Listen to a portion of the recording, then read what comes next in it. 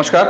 प्रारब्ध के एक और चर्चा सत्र पर आप सभी का स्वागत है। स्क्रीन के दूसरे हिस्से में आप जिन्हें देख रहे हैं, आप हैं मनीष शर्मा जी। मनीष जी से वैसे तो हम साइंस, टेक्नोलॉजी और स्पेशली इंफॉर्मेशन टेक्नोलॉजी पर बात किया करते हैं, लेकिन कहते हैं ना, समाज से जो व्यक्ति जुड़ा रहता है, समाज के सरोकारों से जो व्यक्ति अपना रिश्ता कायम रखता है, वो समाज के हर विषय, हर घटनाओं, हर हैपनिंग्स पर अपने अपडेट रखता है, अपनी एक राय रखता है। दर्शकों, आज हम बात कर रहे हैं उस शराब के नशे की जो शुरू तो हुआ दिल्ली से, चढ़ा भी दिल्ली में, लेकिन अब वो नशा उतर रहा है पंजाब में। कैसे? इसके लिए आपको बता दें कि दिल्ली सरकार ने अपने शराब मंत्री मनीष सिसोदिया और उनके द्वारा किए गए घोटाले के मुकदमों से अपने आप को बचाने के लिए लगभग 21.5 करोड़ रुपए दिल्ली के आम टैक्स पेयर्स के, आम जनता के फूंक डाले। कैसे? इनमें से लगभग 19 करोड़ रुपए अकेले कांग्रेस नेता और वकील अभिषेक मनु सिंघवी को आप सरकार द्वारा दिए गए, सरकारी पैसे दिए गए, ताकि मनीष सिसोदिया और उनके गिरोह द्वारा किए गए शराब घोटाले के मुकदमे जीते जा सके, उनको जेल जाने से, उनको जेल जाने से बचाया जा सके। लेकिन ऐसा हुआ नहीं। मनीष जी, स्वागत है आपका। नमस्कार। नमस्कार अवनीश जी, और आपके सभी दर्शकों को मेरा हार्दिक अभिनंदन। मनीष जी, मनीष सिसोदिया जब सीबीआई के लिए पूछताछ के लिए जा रहे थे, तो मां के साथ एक बड़ी भावनात्मक तस्वीर, उसके बाद शहीदी पर्व मनाने जैसा एक बड़ा सा जुलूस, गांधी जी तक गए। क्यों गए? शराब घोटाले का आदमी बापू के समाधि पर जा रहा है। खैर, ये भी एक बड़ा मजाक था। लेकिन जैसे ही सीबीआई अदालत ने उनको सीबीआई रिमांड दिया, तो रात भर भी नहीं बीती और अगले दिन वो सुप्रीम कोर्ट पहुंच गए, खुद के जेल न जाने को अमली जामा पहनाने। हालांकि ये अलग दिगर बात है कि सुप्रीम कोर्ट ने भी उनको वहां से भगा दिया और कहा, भैया गलत जगह दरवाजा खटखटा रहे हो, हाई कोर्ट जाओ। लेकिन सुप्रीम कोर्ट में जाने का मुकदमा हो, चाहे उसके पहले शराब घोटालों के मुकदमे हो, अदालती कार्रवाई में वकीलों के फीस के तौर पर 21.5 करोड़ रुपए का भुगतान, वो भी गवर्नमेंट ट्रेजरी से, जो कि दिल्ली के आम टैक्स पेयर्स का पैसा है। ये क्या है? देखिए, ये वही है आम आदमी पार्टी का जो एक सेट पैटर्न है काम करने का। पहले तो ये लोगों को झांसा देते हैं कि जी हम बिल्कुल भी करप्शन नहीं करेंगे, हम आपका पैसा बचाएंगे, बजट सरप्लस रखेंगे, वगैरह वगैरह। बाद में ये लोग जब पकड़े जाते हैं तो ये उसी जनता के पैसे को मिसयूज करते हैं बचने के लिए। अब आप जैसे आपने मुझे बताया कि 21.5 करोड़ रुपए वकीलों के दिए गए हैं केवल इस लिकर पॉलिसी वाला, जो शराब घोटाला वाला जो केस है, इसके। तो आप सोचिए कि पिछले 8-10 साल के अंदर आम आदमी पार्टी के कितने केसेस हुए हैं। कई तो मानहानि के मुकदमे इनके ऊपर हुए हैं। इसके अलावा गवर्नमेंट और मतलब दिल्ली गवर्नमेंट और सेंट्रल गवर्नमेंट के बीच में इतने केसेस हुए हैं। तो अगर उन सबका आप हिसाब लगाएंगे तो ये कई 100 करोड़ रुपए लोग अब तक खर्च कर चुके हैं जनता के पैसे का, और विज्ञापन में भी खर्च करते हैं। तो ये इनका एक सेट पैटर्न है। ये इसी तरीके से काम करते हैं और विज्ञापनों से अपनी कमियों को ढकते हैं। दोनों में अनफॉर्चुनेटली जनता का पैसा ही लगता है। बिल्कुल। आम आदमी पार्टी, जिसने आम आदमी का एक जो बड़ी ब्रांडिंग की और उसकी पैकेजिंग की और उसे बेच दिया बड़े ही महंगे दामों में। यानी इस मामले में तो भारतीय राजनीति में एक जो नई राजनीति लेकर आने का प्रयास किया था अरविंद केजरीवाल ने, एक जो सपना दिखाया था, वो कुल मिला के कैसी राजनीति रही और कितनी नहीं रही, ये तो पता चलता है। और इनके अभी तो ये शुरुआत है, मुझे लगता है। आपको क्या लगता है, ये शराब कांड इनकी शुरुआत है या अब ये इनका सबसे मैच्योर्ड केस है? देखिए, शराब कांड जो है ये मुझे तो लगता है कि इनके कई घोटाले इस समय पैरेलली चल रहे हैं, मतलब समानांतर। अगर आप देखेंगे तो अभी शिक्षा का भी घोटाला इनका चल रहा है मनीष सिसोदिया का, जिसमें कि इन्होंने स्कूल के जो क्लासेस हैं, मतलब टॉयलेट्स को भी क्लास बताकर और उसका फिर कंस्ट्रक्शन इन्होंने कराया, और उसके मतलब छोटे छोटे टॉयलेट्स के भी 15-15, 20-20 लाख रुपए इन्होंने चार्ज किए हैं। वो भी अभी खुलेगा। अभी डीटीसी का घोटाला खुलने वाला है, दिल्ली जल बोर्ड है उसका घोटाला भी खुलने वाला है। तो मेरे हिसाब से ये कई सारे घोटालों में से केवल एक छोटी कड़ी है। अभी बहुत बहुत सारी चीजें आनी बाकी हैं अभी आम आदमी पार्टी की। जी, इस बीच आपने दिल्ली जो बोर्ड का नाम लिया, उसके एक निदेशक की गिरफ्तारी भी हुई है, ये जी आपकी जी जानकारी में है? जी जी बिल्कुल। अभी आई थिंक पिछले वीक ही उनको गिरफ्तार किया गया है। तो उससे पता लगता है कि जो सेंट्रल गवर्नमेंट की एजेंसीज है वो ऑलरेडी इन सब चीज़ों पे उनका ध्यान है कहीं ना किसी लेवल पे। तो आगे आने वाले कुछ महीनों में मुझे ऐसा लगता है कि कई घोटाले हमको और देखने को मिलेंगे और जो कई हजारों करोड़ तक भी जा सकते हैं। ठीक है। और अच्छा, जी दिल्ली को छोड़ते हुए हम जी हमें पंजाब भी चल रहे हैं, और पंजाब में जब हमने शुरुआत में कहा कि दिल्ली में जो नशा चढ़ा शराब का, वो पंजाब हम्म, जाके उतर रहा है या वो जी नशा काफूर हो रहा है, तो वो कैसे, तो हम्म, पंजाब अभी चलेंगे, थोड़ी देर और दिल्ली में रहते हैं। हम्म, ये बताइए कि जी जिस तरीके से 9 महीने से इनके एक मंत्री सत्येंद्र जैन जेल में थे, तिहाड़ में थे, जी लेकिन जी उन्होंने अपने मंत्री पद से इस्तीफा नहीं दिया था। जी 9 महीने, 9 महीने के बाद हम्म, इस्तीफे की कवायद हुई है। जी लेकिन मनीष सिसोदिया केवल 24 घंटे की सीबीआई रिमांड में रहे। रिमांड में रहने का मतलब है अभी वो लॉकअप में कहे जाएंगे, अभी प्रॉपर उनको जेल नहीं हुई है। तो जी 24 घंटे लॉकअप में रहने के बाद मनीष सिसोदिया के इस्तीफा आ जाता है, और जी उसका एक बाई प्रोडक्ट निकलता है कि मनीष इनका जो सत्येंद्र जैन है उनका भी इस्तीफा आ जाता है। हम्म, ये अचानक इस्तीफा देना या मजबूरी थी, या अरविंद केजरीवाल की, या उनके सरकार की, उनकी पार्टी की फिर कोई चाल है, या कोई ऐसी ऐसा मूव है, ये क्या है? देखिए इसमें दोनों चीजें हैं। पहला तो ये है कि जो एविडेंसेस हैं, जो सबूत है सीबीआई के पास में, वो अकाट्य हैं। हम्म। उनके पास में सारे डिजिटल सबूत हैं इनके बारे में। इसके अलावा एक मनीष सिसोदिया के एक निकट सहयोगी हुआ करते थे, दिनेश अरोड़ा। तो वो हम्म। सरकारी गवाह बन गए हैं। उन्होंने अच्छे खासे इनके अगेंस्ट स्टेटमेंट भी दे दिए हैं, सबूत भी दे दिए हैं। तो एक तरह से ये केजरीवाल के लिए मजबूरी बन गई थी, राजनीतिक मजबूरी। अगर वो इस्तीफा नहीं लेते तो उनको 1 महीने बाद, 2 महीने बाद इस्तीफा लेना ही पड़ता अल्टीमेटली, लेकिन तब शायद उनकी ज्यादा बेइज्जती हो जाती। और जब सिसोदिया का इस्तीफा हो रहा है तो साथ ही साथ उन्होंने सत्येंद्र जैन का भी इस्तीफा ले लिया है। और यह करके केजरीवाल ने अपनी इमेज बचाने की कोशिश करी है। अभी आप कल से उनके बयान देख लीजिए। कल से वो यही कह रहे हैं कि देखिए जी, केंद्र सरकार हमारे अगेंस्ट सारे एक्शन ले रही है। हमने शिक्षा पे काम किया, हमने हेल्थ केयर पे काम किया, इसलिए सिसोदिया को जेल में डाल दिया, इसलिए सत्येंद्र जैन को जेल में डाल दिया, लेकिन हम अपना काम करते रहेंगे। तो कहीं ना कहीं एक तो राजनीतिक मजबूरी हो गई है क्योंकि उनके अगेंस्ट एविडेंसेस अच्छे खासे हैं।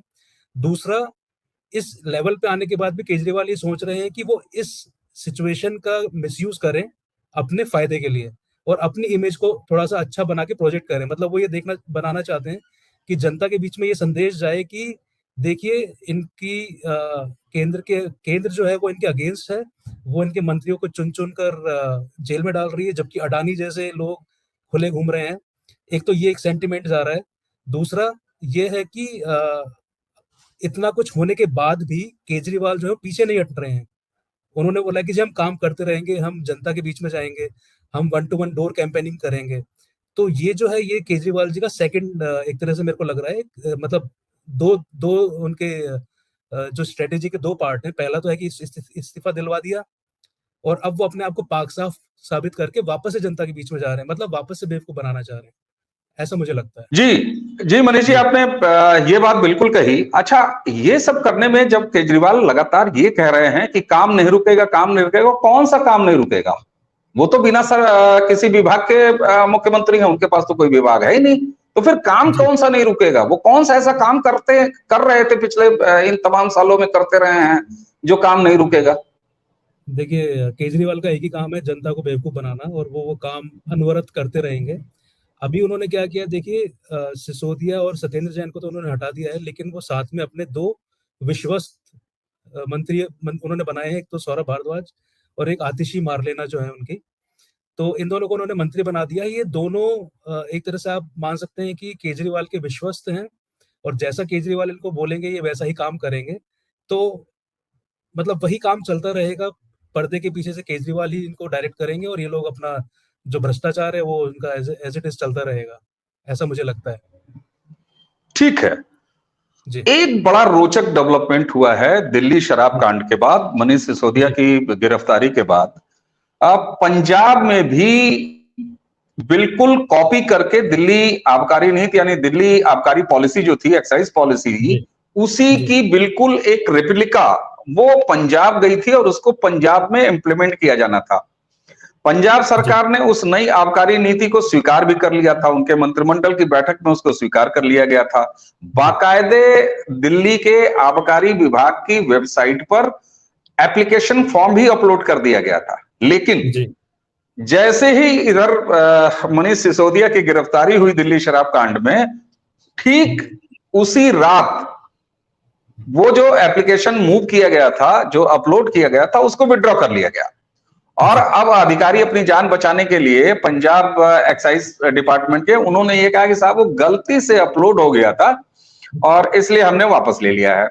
अब यहां जी सवाल ये उठता है कि वो फॉर्म गलती से कैसे अपलोड हो गया, और गलती से इसलिए कैसे अपलोड हो गया, ये पूछा जाना चाहिए कि जब जी पंजाब सरकार नई एक्साइज पॉलिसी फ्लोट कर रही है, उसको कैबिनेट ने बाकायदे पास कर दिया गया है, तो उसको उसमें भाग लेने के लिए अगर कोई एप्लीकेशन फॉर्म है वो वेबसाइट पे अपलोड हो जाता है, तो उसको जी गलती से कैसे अपलोड मान लिया गया? वो तो बिल्कुल सही अपलोडिंग हुई, जी लेकिन जी उसको वापस ले लिया गया।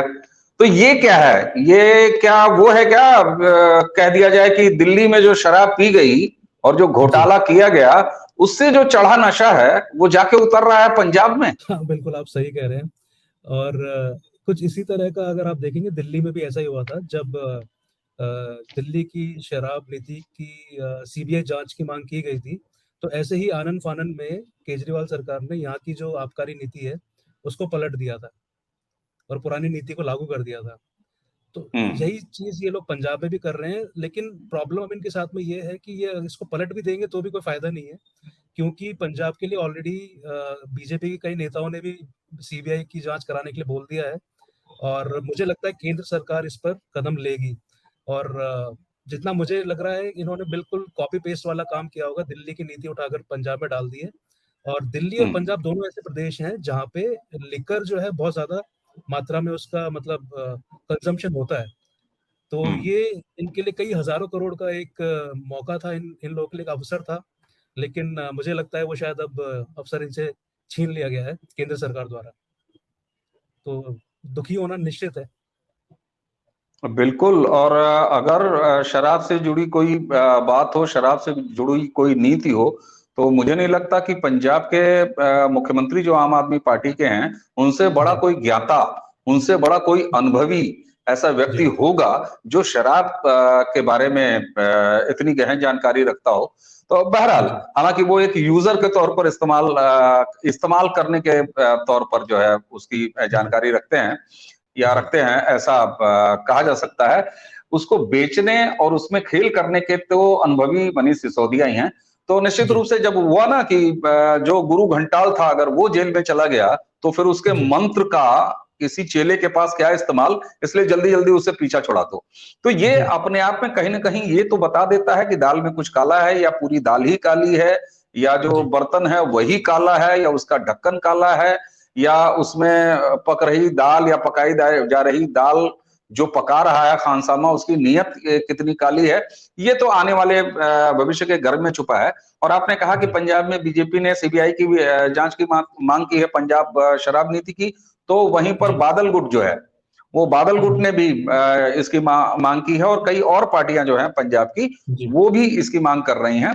तो देर सवेर अब देखते हैं, दिल्ली से चढ़ा हुआ नशा जो पंजाब तक जाते जाते अचानक रातों रात काफूर हुआ, और काफूर करने का प्रयास किया गया। कई बार कहते हैं ना कि शराबी जो है ना, जी वो जब पकड़े जाने का उसको भय होता है, तो कई उपाय छोटे छोटे करता है वो, है ना। जी कहीं जी कोई तेज गंध वाला पान खा लेगा, इलायची मुंह में ठूंस लेगा, है ना, इस तरह की चीजें करता है। तो मुझे लगता है कि ये इस तरह की कोई जुगत है। अच्छा, अब एक जी चीज पर आते हैं जो वाकई इसको गंभीर बनाती है, और ये जी बताती है कि कितना एक ग्रे शेड है अ, अरविंद केजरीवाल की राजनीति का। जी अरविंद केजरीवाल के ये कोई पहले मंत्री तो है नहीं, मनीष सिसोदिया जो गिरफ्तार हुए हैं भ्रष्टाचार के मामले जी में। जी लेकिन जिस तरीके से मनीष सिसोदिया की गिरफ्तारी के बाद मनीष के परिवार की जी चिंता, उनके बच्चों की चिंता, उनके पत्नी की चिंता, और ये कोई छोटी बात नहीं है कि एक सिटिंग चीफ मिनिस्टर ठीक है, अपनी पार्टी का कोई व्यक्ति अगर गिरफ्तार हुआ है तो उसके परिवार से मिलने जाना ये शिष्टाचार हो सकता है, जी, ढाढ़स बंधाने वाली बात हो सकती है, लेकिन वहां से निकल के प्रेस कॉन्फ्रेंस करे और ये कहे कि मनीष सिसोदिया आपके परिवार की पूरी चिंता हम कर रहे हैं और परिवार की आप फिक्र ना करें।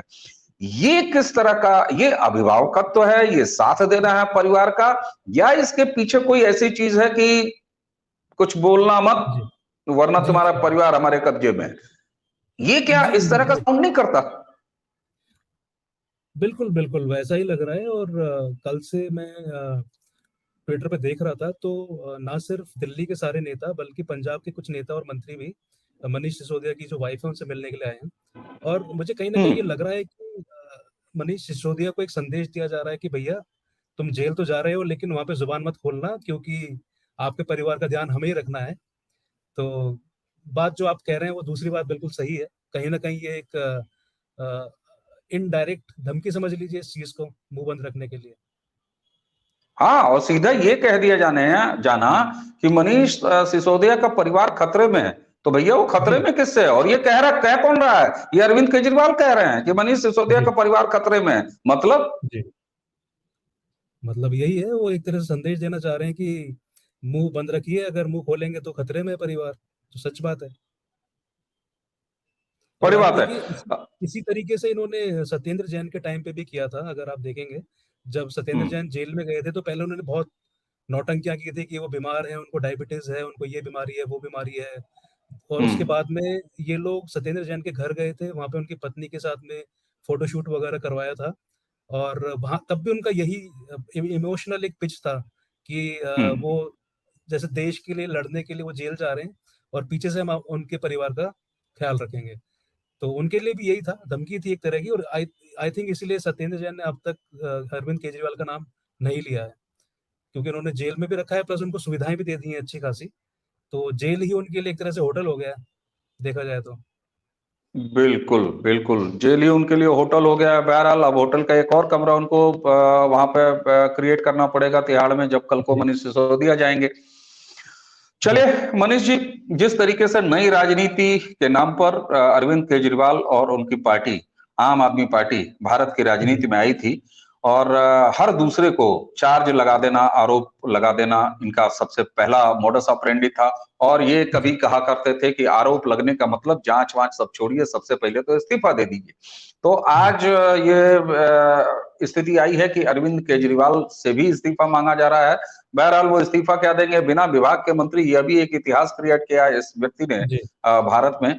और तमाम लोगों को ये एक रास्ता दिखाया कि कैसे, क्योंकि ये तकनीकी सच है और ये बड़ा क्रूर सच है कि आज की तारीख में दिल्ली सरकार पर अगर 100% भ्रष्टाचार के कोई आरोप सिद्ध भी हो जाए तो अरविंद जी, केजरीवाल नाम के व्यक्ति का कहीं सिग्नेचर नहीं मिलेगा, कहीं कोई दस्तखत नहीं मिलेगी। तो जी, ये लगता है कि उनका जो फंडा जो है ना, उनका बड़ा पहले दिन से ही बड़ा क्लियर था।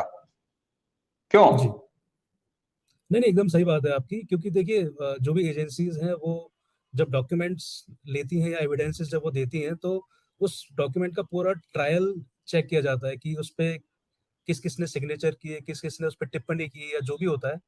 तो अरविंद केजरीवाल के बारे में ये काफी ज्यादा फेमस है ये चीज। और इवन जो हमारे लेफ्टिनेंट गवर्नर साहब हैं, उन्होंने भी ये बताया था कि वो किसी भी फाइल पे साइन नहीं करते हैं। वो या तो अपने मंत्री को बोल देंगे साइन करने के लिए, या अपने किसी जो भी उनके ऑफिसर वगैरह होते हैं, पीए वगैरह होते हैं, उनको बोल देते हैं। तो कल को अगर कोई जांच भी होती है तो अरविंद केजरीवाल के खिलाफ तो हमारे पास में कुछ है ही नहीं एविडेंस। क्योंकि कागजी कार्रवाई जो होती है उसमें एविडेंस तो यही है, जो उस कागज को पास कर रहा है, उस पर साइन कर रहा है, वही उसके लिए जिम्मेदार है। तो अरविंद केजरीवाल बड़ा बिल्कुल। स्मार्ट खेल रहे हैं इस चीज में। बिल्कुल, लेकिन अब जो है सूचना और तकनीकी का ज़माना है और आप तो उसके विशेषज्ञ हैं। तो जी, बहुत सारी बातें, चाहे वो फ़ोन पे की गई बातें हों, व्हाट्सएप चैट पे की गई बातें हों, तो जी, ऐसी तमाम चीज़ें हैं जिससे कहीं न कहीं अगर एजेंसियाँ चाहेंगी तो, और अगर किसी का रोल हो, जी, तो बड़े जी, स्मार्ट देखे गए हैं। हाँ, जी, सिसोदिया साहब भी कोई कम स्मार्ट नहीं है, सुना है सैकड़ों जी, फ़ोन उन्होंने बदल डाले। जैसे एक जी, अपराधी जो है ना, एक फिरौती माँगने के बाद एक सिम निकालता है, तोड़ देता है। तो इस तरह के भी जी, काम किए गए, लेकिन वो कहा जाता है ना जी, कि अपराधकर्ता, अपराधी, चाहे वो जी, कोई फिजिकल उसमें अपराध में लिप्त हो या फाइनेंशियल अपराध में लिप्त हो, वो कितना भी स्मार्ट हो, लेकिन कहीं ना कहीं तो वो गलतियां करता ही है और पकड़ा भी जी, जाता है। और शायद यही वजह है कि लगातार चैलेंज किए जाने के बाद और लगातार खुल के चैलेंज करते रहे कि आओ गिरफ्तार कर लो ना, तो हो गया ना। तो वहां से यहां तक पहुंचे हैं, अब सजा तक भी कैसे पहुंचेंगे, ये एजेंसियों का काम है। मनीष जी, जी, आपने जी, दिल्ली में पी और पिलाई गई शराब और उस पर किए गए घोटाले और उसकी पंजाब की यात्रा तक में जो अचानक रातों रात वहां का पूरा बदलाव हो रहा है, यानी कि नशा जो उतर रहा है, उस पर आपने एक हमारे दर्शकों के बीच अपनी बात रखी और एक अच्छी जानकारी आपने साझा की। इसके लिए आपको बहुत बहुत जी, धन्यवाद। हमें उम्मीद है दर्शकों धन्यवाद। कि पंजाब में क्या हो रहा है आबकारी नीति को लेके, और क्यों रातों रात आबकारी नीति वहां की बदली गई, दिल्ली की भी बदली गई थी, लेकिन क्या पंजाब में भी दिल्ली जैसा कुछ ऑलरेडी हो चुका है, इसकी सीबीआई की जांच की मांग अब वहां की सरकार, वहां की और पार्टियां कर रही हैं। उम्मीद है कि आज की चर्चा आपको पसंद आई होगी, और आगे अगर कुछ और घटता है तो मनीष जी को हम दोबारा कष्ट देंगे। मनीष जी, जी, आपका बहुत बहुत धन्यवाद। नमस्कार, नमस्कार जी। धन्यवाद। जी, और प्रारंभ के दर्शकों से एक बार फिर हमारा चलते चलते वही निवेदन कि अपने इस चैनल को आप सब्सक्राइब कर लीजिए, बेल आइकॉन भी दबा दीजिए, और पूरे अधिकार के साथ कमेंट में हमें निश्चित रूप से ये बताइए कि आपको हमसे किस तरह की चर्चाएं देखनी पसंद है, ताकि हम आपके अनुरूप चर्चाओं को लेके, विमर्शों को लेके आप सबके बीच में आए। तो मनीष जी के साथ मुझे भी दीजिए जी, आज्ञा। नमस्कार। धन्यवाद।